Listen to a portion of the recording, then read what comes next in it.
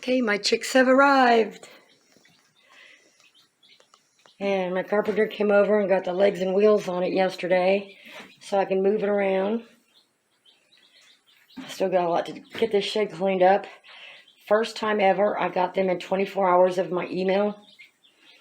Ordered them from Murray McMurray Hatchery, where I get all my chicks. Every other time I've got them on the third day. One time I got them, I think I got them on the fourth day. But they're doing good. It's hot in this shed. You can tell they don't even want to go under the heat plate. And I got them a little, it's actually this little hamster thing, but they can go inside it from the back or get on it as they get bigger. And I could raise this up. How you girls doing? I've been checking on them like every 20 minutes. I still have the wing sextum. I have 2 cockerels in here. And then my freebie, which is this one here, this dark one. And she's got little whiskers. I don't know, that's an Americana. You look like an Americana. You look like an Americana. We'll see when you get older. I may be wrong. They always throw a freebie in for you. But the usually within the first week, you can wing sext them because the pullets and cockerels' wings are different. And if you don't, do it in a, in a couple of 3 or 4 weeks, the pullets will start growing their tail feathers before the cockerels will. So that's another way you can tell. And then also, as you get going a few more days or another week or something like that, the cockerels will start showing a little bit more comb and start getting some like little bit of pinkish color in it where the pullets won't. The pullets' combs will stay really small like that till they get older, closer to adult. But the cockerels will, like Frank out there in my other videos, you can tell his comb's more prominent. It's red. You can see the little red wattles on his neck, starting to grow and stuff. Whereas the pullets, you don't. Yeah. Because the pullets won't really get their combs start getting red till they get closer to laying eggs. So different ages, you can tell the cockerels from the pullets. But I usually, these ones I'll sell in a few weeks. I don't sell the chicks as soon as I get them. I want to make sure they make it through the first, few weeks really good and that there's no problems with them. And then next year, I'll be hatching my own eggs. Okay, we have one that's got a little bit of poo-poo butt. I'm gonna have to grab her or him. Haven't wing sexed them yet. I'll go in the house, get me a pail of warm water and get out here. So I can go through and make sure they're poo-poo. Don't get stuck on them for very long. That's the only thing is you got to check them several times a day. Constantly. Is everybody getting tired? You trying to crawl in there?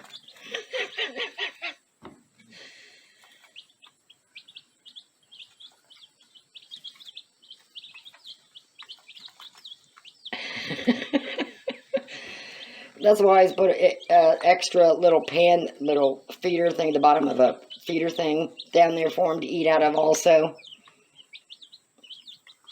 But I mean, they're right there. They're not, I'm okay. So I got the very first one underneath the heat. Taking you a nap. You taking you a nap? Huh? I'm not going to disturb her. I know they look like something's wrong with them when they're sleeping, but you can tell she's moving.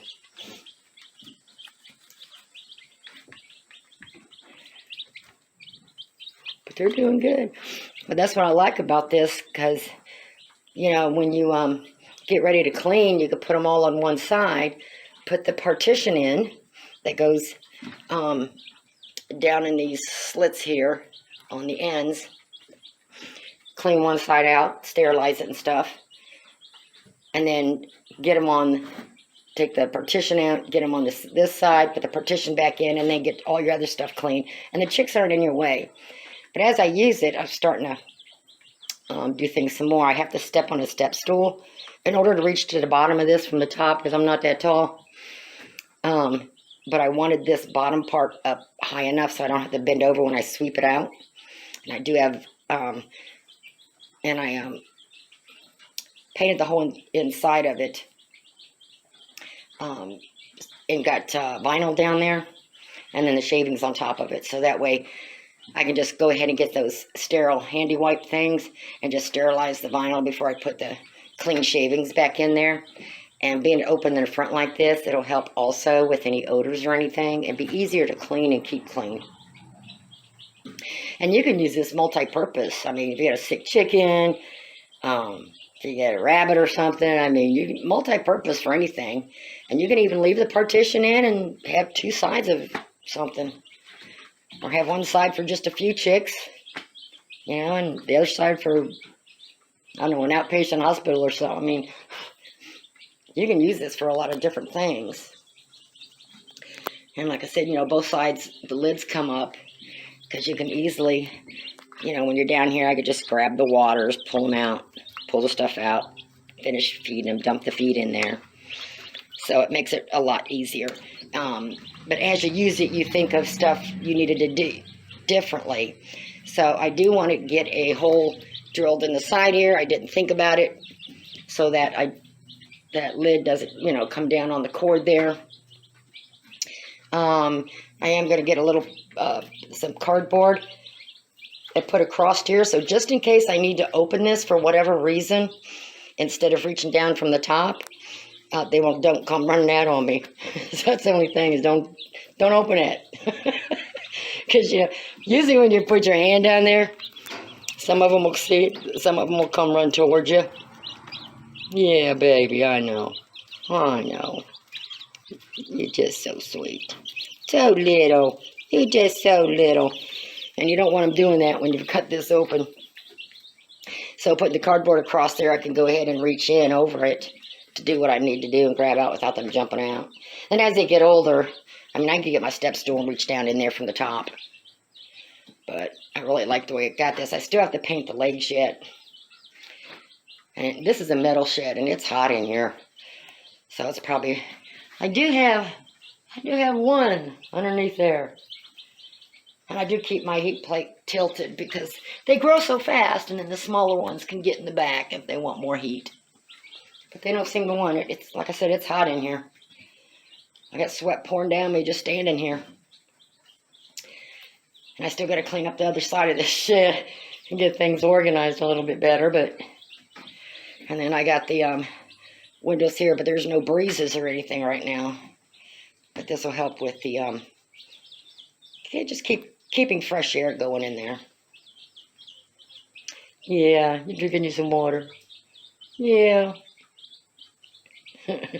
I'll probably get another different kind of waterer. I usually put 2 different kinds of waterers in here when I first get chicks. Just because. Yeah, you doing that? You doing good? Huh?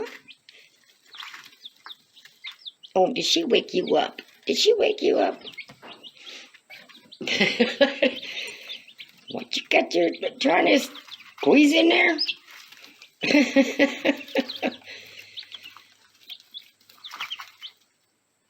They're so much fun to watch.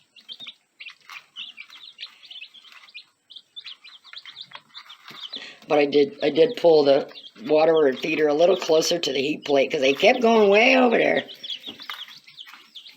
So, and like I said, I got a little thing there. And I've got a little, like those little plastic cardboard perch toy things for chicks. I got one of those when they get a little bit older. And then I normally sell them between 3 and 6 weeks old, so. Except for the couple of them that I'm going to keep.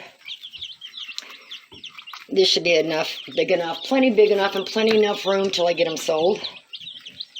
So, yep, we're doing good, aren't you? Yeah, you are. Okay, I'm just going to set that down on top of that for now.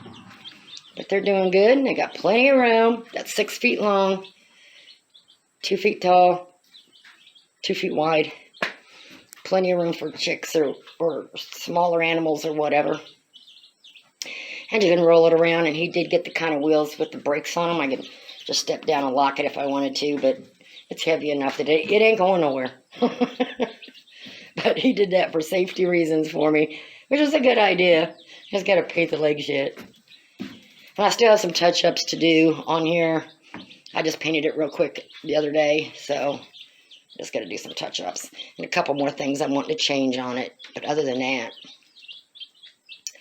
Oh, yeah. And then we got the hardware cloth that you can see on the front of it, and then the chicken wire on the top. Because the chicken wire they can get out of and get hurt. They're looking good, and I check on them about every 20 minutes I come out here. So I'm going to bring my pail of water out here next time, warm water, and check poopy butts. Check poopy butts. I got to get my table set up over here with all my supplies for poopy butts and whatever else. Stuff for their waters. Yeah. We'll eventually get there. Okay, I'm going to head in. Come back out and check on them later, but they're doing good. They have plenty of room. Yeah.